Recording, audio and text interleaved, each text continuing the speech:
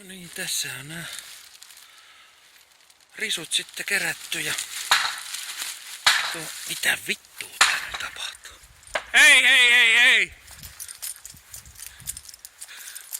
Mitä sä taas touhuuttaa? Terve! Mitä vittua sä puuhaat?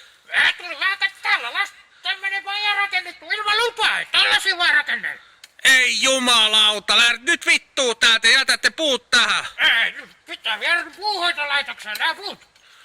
Ei saatana! Lähet nyt vittuu, Sä saatana! nyt hei, nyt perkele jätkä. Nyt tulee kirjasta päähän. Rauhoittu nyt saatana homo! Katsotaan viimeinen kerta. Lähde vittuu nyt! Leikkaa nurmista saatana läski. Haist vittu! Vittu mikä kusipää. Saatana kun et osaa ajaa vittu homo!